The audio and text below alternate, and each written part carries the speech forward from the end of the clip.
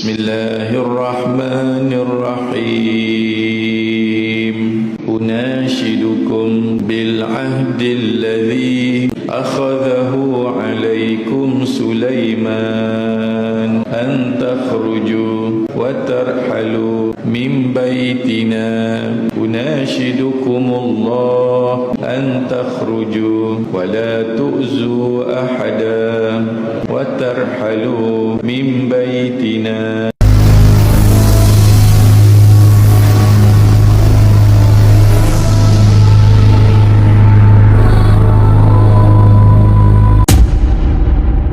Bismillahirrahmanirrahim. Assalamualaikum warahmatullahi wabarakatuh dan selamat malam-malam. Pertama sekali saya nak ucapkan terima kasih kepada rakan-rakan sahabat yang mana menjengah ke ruangan channel Lang Putih 88 ni untuk mendengar sabar sedikitlah kisah seram, mistik ataupun misteri. Dan jutaan terima kasih juga diucapkan kepada rakan-rakan sahabat yang mana dah menekan butang subscribe. Terima kasih lagi sekali saya ucapkan atas sokongan yang anda berikan. Dan yang mana belum menekan butang subscribe, anda bolehlah berbuat demikian kerana ini akan membuatkan saya lebih bersemangat menceritakan kisah-kisah tentang kisah seram, mistik ataupun misteri ni. Pada malam ni saya nak membacakan tentang kisah-kisah seram, mistik ataupun misteri yang ditulis oleh penulis-penulis yang berada di luar sana lah.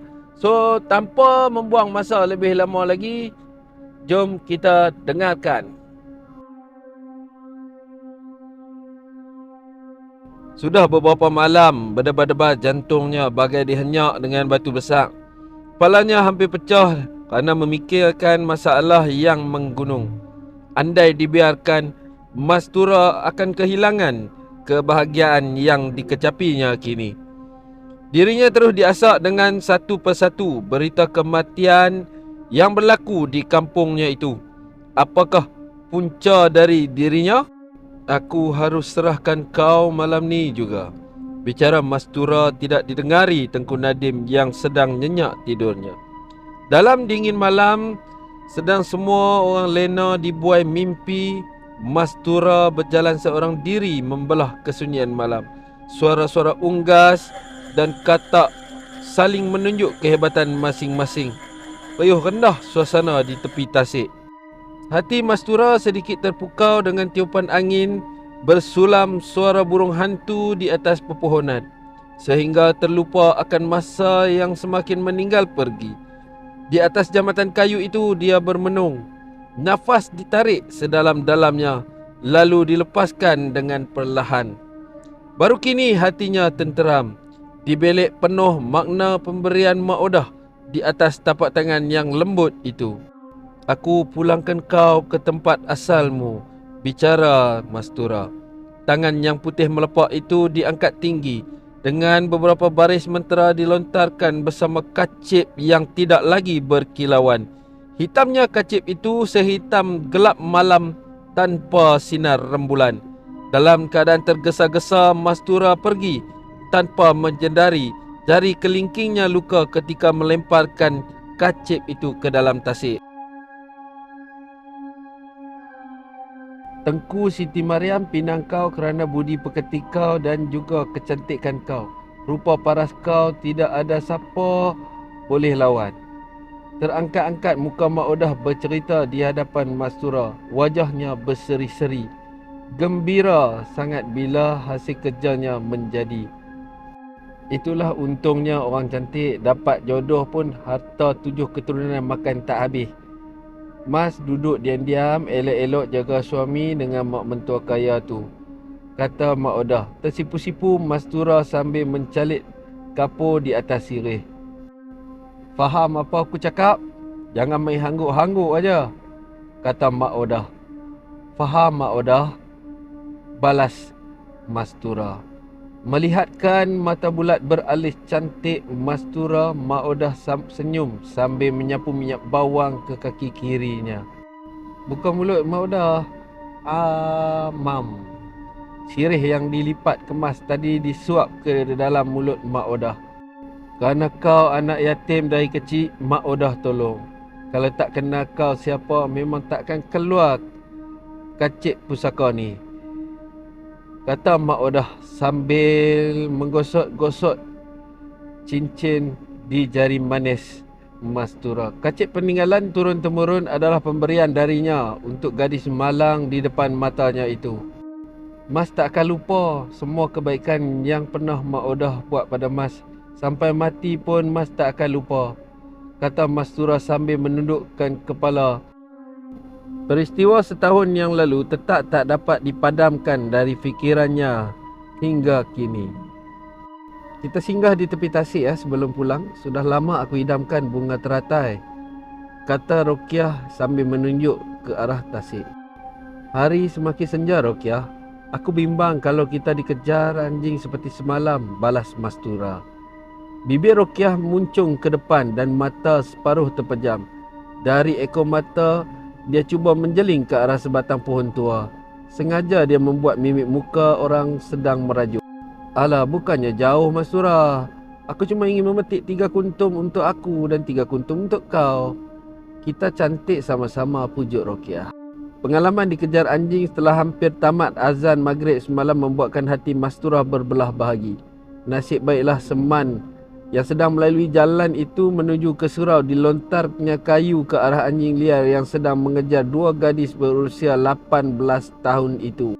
Belum sempat ditarik tangan Rokiah untuk mengajaknya pulang, Rokiah telah berlari dengan riang menuju ke tasik. Mastura hanya mermahati kelakuan sepupunya yang seperti anak kecil. Mereka membesar bersama-sama atas jagaan kedua orang tua Rokiah. Kecantikan Mastura lebih terselah dengan kulitnya yang putih, alis yang terletak cantik, hidungnya yang mancung dan bentuk wajah bujur sirih, mata bundar dan bulat. Dia sentiasa menjadi perhatian ke mana sahaja dia pergi. Cantik orangnya secantik pekertinya. Telah ramai masuk meminang sejak Mastura minta maaf ya. Telah ramai masuk meminang sejak Mastura berusia 17 tahun. Namun semuanya ditolak dengan baik. Mastura memberi alasan tidak bersedia lagi menjadi isteri orang. Jauh di lubuk hatinya dia tak mau mendahului Rokiah.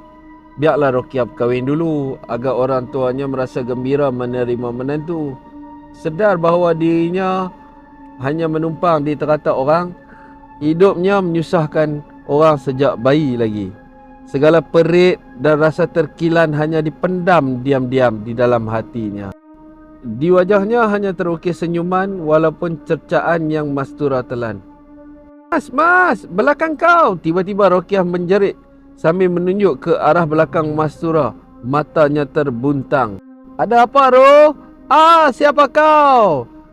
Jerit Mastura apabila baunya dipusingkan oleh seorang lelaki yang tidak berbaju menghadapnya. Suara teriakan Rokiah masih kedengaran tetapi semakin jauh. Aku cari bantuan, jerit Rokiah sambil berlari. Lelaki itu menutup wajahnya dengan lilitan kain pelikat mengeluarkan dengusan yang menjengkelkan. Hanya kelihatan sepasang mata galak sedang menatap keindahan wajah Mastura. Kau siapa? Kenapa ganggu aku? Menangis dan menggigil tubuh Mastura bila lelaki tak dikenali itu cuba memegang pipinya. Satu cubaan mencium pipi Mastura ditepis dengan kuat. Pergi! Kedua tangan halus Mastura menolak muka lelaki jahat di depan matanya itu. Hoi! Lelaki itu menjerit apabila Mastura mencucuk kedua biji matanya. Satu tamparan kuat dilepaskan ke pipi Mastura sehingga tubuh gadis itu terjatuh lalu menghentam tunggul kayu. Lelaki itu ketawa jahat bila melihat Mastura pengsan. Tiada daya Mastura untuk melawannya lagi. Hahaha, lebih mudahlah kerja aku. Kiah lapar lah mak. Boleh Kiah makan dulu baru pergi mandi? Tangan Rokiah pantang membuka tudung saji di atas tikar mengkuang. Makanlah sayang. Mak masak untuk anak mak lauk sambal ikan keli tu. kata Mak Nap dengan hati yang gembira bila satu-satu anak kesayangannya balik. Sejak asal lagi, anaknya keluar bersama Mastura ke pekan mencari suaminya. Lepas makan nanti, Kiah nak tidur dulu ya Mak. Lenguhlah kaki Kiah ikut anak pungut tu, kata Rokiah. Jangan kau sebut budak tu, Kiah. Menyirap balik darah Mak bila dengar bapak kau puji dia lawa, melentik, manis. Hei, sakit hati Mak ni tak hilang lagi tau, kata Mak Nap sambil mengurut dada yang berombak kencang. Memang dia cemburu setiap kali Pak Husin berlebihan memuji anak arwah adiknya. Waktu muda dulu, arwah Muni menjadi kegilaan setiap lelaki di kampung itu. Begitu juga dengan Pak Husin yang tergila-gilakan Muni, ibu kandung Mastura. Kerana aturan orang tua lah Mak Nap dan Pak Husin dijodohkan. Pak Husin pernah berseluruh andai tidak menjadi suami Muni, dapat tengok siang dan malam sudah cukup bahagia baginya. Hingga ketualah Mak Nap makan hati, dan miang Pak Husin tidak sedikit pun berkurangan. Malah lebih menjadi-jadi bila melihat Mastura begitu jelita seperti arwah ibunya. Laki tak sedar diri, dah tahu diri itu semput, miskin tak berharta, ada hati nak menggatai dengan pucuk muda, kata Mak Nap menunjukkan cemburunya di depan Pak Husin. Dia pun tak ingin nak belakikan aku, Nak oi. Aku sayang sebab dia anak buah hang. Cantik pula tu. Aku pandanglah lama sikit, kata Pak Husin sambil berseluruh menutup giginya yang rompong. Pantang nampak anak pungut terlalu depan mata. Orang tua gatai, rungut Mak Nap lagi. Melihat wajah ibunya sedang menahan marah, Rokiah memujuk ibunya dengan menyuap segumpan nasi bersama petai ke dalam mulut Mak Nap. Sudahlah Mak, tak lama lagi ayah tu nak masuk kubur dah. Tak lamalah katanya tu, kata Rokiah. Kalau matilah ni, senang juga hati Mak ni.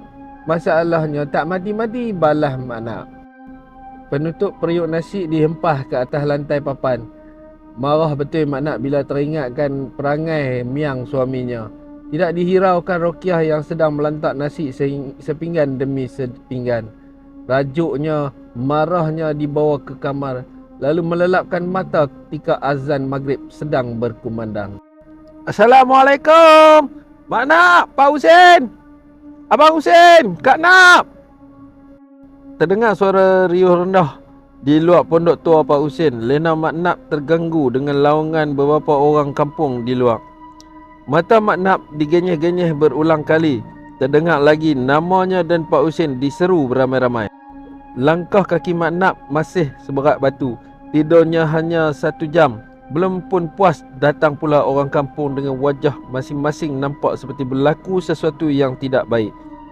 Tercengang Mak Nap melihat beberapa orang kampung yang membawa lampu gasolin datang dengan wajah yang cemas. Ada apa kamu semua mai rumah aku ni? Soal Mak Nap. Ini Mak Nap. Ragu-ragu Seman untuk menunjukkan sesuatu kepada Mak Nap. Allahu, anak aku, jerit Mak Nap sambil berlari-lari menuruni tangga yang rapuh. Ada apa Mak? Suara Rokiah muncul dari celah jendela. Mastura, apa yang berlaku ni Nak? Kata Mak Nap. Pak Husin yang baru pulang dari mengair ikan terus berlari ke arah beca Seman. Sekujur tubuh dibaluti cadar masih tidak sedarkan diri, sedang terbaring di belakang beca. Kenapa anak Mak ni? Kenapa ni Seman? Tanya Mak Nap pada Seman. Dengan tergagap-gagap Seman menjawab, Mastura pengsan tepi tasik tadi Mak Nap.